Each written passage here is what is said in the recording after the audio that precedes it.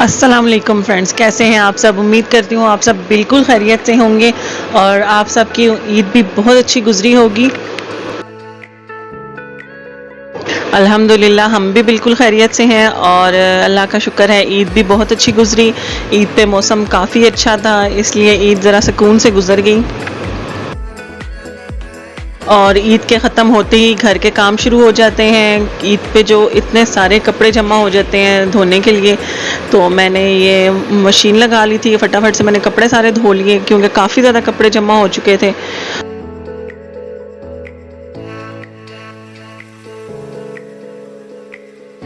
और माशाल्लाह से बच्चों का नया सेशन स्टार्ट हो चुका है और ऑनलाइन क्लासेस भी स्टार्ट हो चुकी हैं ईद के बाद से। तो मैंने बच्चों के कपड़े वगैरह आयरन करके हैंग कर दिया ताकि फिर सुबह के टाइम अफरा तफरी ना हो और बच्चे आराम से रेडी हो जाएं। जितनी देर में मैं नाश्ता रेडी करूँगी उतनी देर में बच्चे खुद रेडी हो जाएंगे।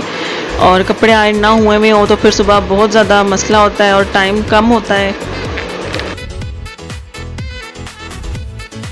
तो इसलिए फिर मैं बच्चों के कपड़े वगैरह आयरन करके हैंग कर देती हूँ ताकि उनके लिए भी आसानी हो और सुबह सुबह के टाइम मेरे लिए भी थोड़ी सी आसानी हो जाए।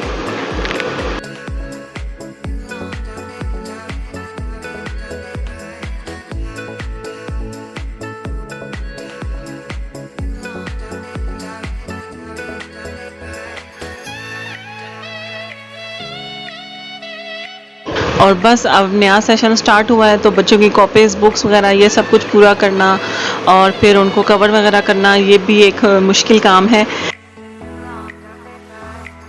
और अब मैं जा रही थी बच्चों की बुक्स वगैरह लेने के लिए, तो मैं बस उनकी बुक्स वगैरह लेकर आई और साथ ही मैं मार्ट पे चली गई थी। थोड़ा सा घर का सामान ख़त्म हुआ था तो मैंने कहा साथ ही वो भी ले लूँ। तो बस मेयोनेज़ वगैरह लाई थी और चिकन स्प्रेड वगैरह लाई थी और मुझे ये व्हिपिंग क्रीम मिली थी तो मैं ये भी लेकर आई। क्योंकि पहले मुझे ये क्रीम मंगवाने के लिए फ़ेसबुक ग्रुप्स वगैरह में से किसी का नंबर लेकर और फिर उनके घर से जाकर ये क्रीम पिक करनी पड़ती थी, तो फिर वो बहुत मुश्किल हो जाता था। और अब मुझे सेफ मार्ट पर नज़र आई तो फिर मैंने ये ले ली और इंशाल्लाह मैं जल्द ही आपके साथ केक की रेसिपी भी ज़रूर शेयर करूँगी अपने। और अभी बच्चों की हो रही हैं ऑनलाइन क्लासेस और फिज़िकल क्लासेस के कोई भी चांसेस नज़र नहीं आ रहे, तो इसलिए मैंने बच्चों की बुक्स वगैरह सारी इधर इनके कबर्ड में अरेंज कर दी हैं ताकि इनकी बुक्स वगैरह ज़्यादा ख़राब ना हो, क्योंकि बैग में बच्चे बुक्स डालते और निकालते वक्त बिल्कुल उनकी हालत ख़राब कर देते हैं। और ये इनके रफ़ रजिस्टर्स मुझे 4 लाइन्स वाला नहीं मिला तो फिर मैंने शीट्स लेकर और ख़ुद ही बना लिया क्योंकि मुझे ज़रूरत था और मुझे उस वक़्त मिला नहीं था क्योंकि लॉकडाउन की वजह से शॉप्स वगैरह बंद थी और लॉकडाउन की वजह से अभी भी काफ़ी सारी शॉप्स वगैरह बंद हैं और काफ़ी सारे काम पेंडिंग पड़े हुए हैं।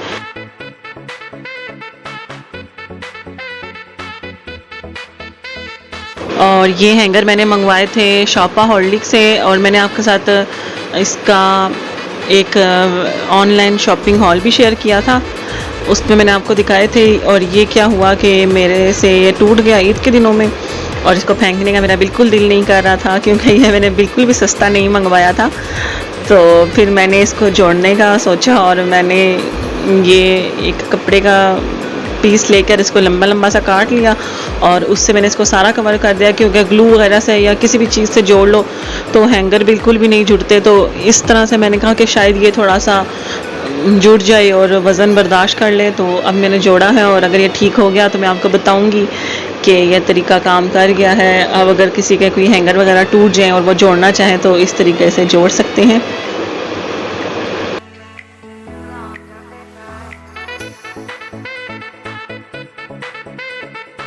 और ये ईद से पहले रमज़ान के आखिरी दिनों में तकरीबन काफ़ी सारे टमाटर ले आए थे ज़ुबैर, तो फिर मैंने थोड़े से तो फ्रिज में ऐसे ही रख लिए और बाकी को मैंने बॉईल करके ग्राइंड करके फ्रीज़ कर दिया था एक बड़े कंटेनर में डाल के। और लेकिन अब मुझे टमाटर चाहिए थे तो बड़े कंटेनर से निकालने में काफ़ी मसला, वो फ्रीज़ हुए हुए होते हैं, तो फिर मैंने इनको छोटे कंटेनर्स में ट्रांसफ़र करने का सोचा। तो मैंने इसको डिफ्रोस्ट किया है और अब मैं बस इनको छोटे कंटेनर्स में डाल के और फिर दोबारा से बस इनको मैं फ्रीज़ कर लूँगी ताकि मुझे हांडी वगैरह पकाते वक्त ज़्यादा इशू ना हो। और बस मैं एक बॉक्स निकालूँ और उसमें से टमाटर निकाल कर और मैं बस अपनी हांडी में यूज़ कर लूँ। इस तरह से हांडी वगैरह पकाने में टाइम भी बहुत कम लगता है और बहुत आसानी से बन जाती है हांडी। और साथ ही मैंने एक ये बड़ा कंटेनर भी भर के रखा था, लेकिन अभी मुझे इतने ही चाहिए। जब ये फिनिश हो जाएंगे तो फिर मैं उसको डिफ्रोस्ट करके उनको भी छोटे कंटेनर्स में ट्रांसफ़र कर लूँगी। और आज रात बस जब ज़ुबैर घर आए तो वो ये हलवा लेकर आए थे। उन्होंने कहीं से मंगवाया था, किसी फेसबुक के पेज वगैरह से, और हमने ट्राई किया लेकिन बहुत अच्छा नहीं था। जो हाफिज़ वगैरह का सोन हलवा होता है या जो सोन हलवे का अपना टेस्ट होता है वो इसमें से कोई ख़ास नहीं आ रहा था। और इसका कलर भी बिल्कुल ऑरेंज सा था। वैसे जो सोन हलवा हम लेते हैं वो ब्राउन कलर का होता है, और बस इतना अच्छा नहीं लगा जितना असल में सोन हलवा लगता है। ये इनमें एक अखरोट वाला था और एक पिस्ता और काजू वाला था। बस गर्मियाँ स्टार्ट हुई हैं और गर्मियों के कपड़े बनाने हैं, क्योंकि गिल्लॉन का जो सूट हम बनाते हैं वो एक ही सीज़न मुश्किलों से चलता है। तो अब मैं अपने कपड़े वगैरह कुछ थोड़े बहुत सिलाई कर रही थी, क्योंकि गर्मियों के जो आम लोन के सूट होते हैं जो घर में पहनने वाले होते हैं वो मैं खुद ही घर पे स्टिच कर लेती हूँ। अगर कोई कटिंग करके दे दे तो वैसे तो मम्मा कटिंग करके दे देती होती हैं और स्टिच मैं खुद कर लेती हूँ, लेकिन इस दफ़ा मेरी एक फ्रेंड है, उन्होंने कटिंग करके दे दिए और फिर मैंने सी लिए खुद ही इनको। और बस जिन दिनों में सिलाई वाला काम हो रहा होता है उन दिनों में घर के बाकी सारे काम ज़रा कम ही हो रहे होते हैं, क्योंकि बहुत ज़्यादा थकावट हो जाती है। तो इसलिए फिर मैंने फटाफट से 2 से 3 दिन लगाकर अपने ये सारे कपड़े जितने भी मेरे सूट थे मैंने उनको सी के फिनिश कर दिया, ताकि फिर बाकी घर के काम हो सकें।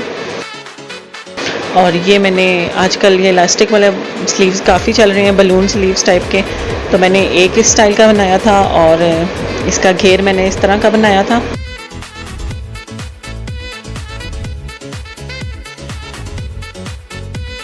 और साथ एक स्लीव का डिज़ाइन मैंने इस तरह के बनाए थे, बाकी सारे सिंपल ही थे।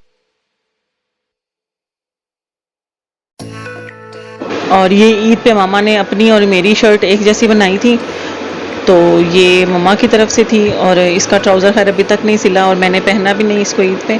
इसके गले पे मैंने इस तरह से ये पर्ल्स लगा लिए थे, ये काफ़ी अच्छे लगते हैं।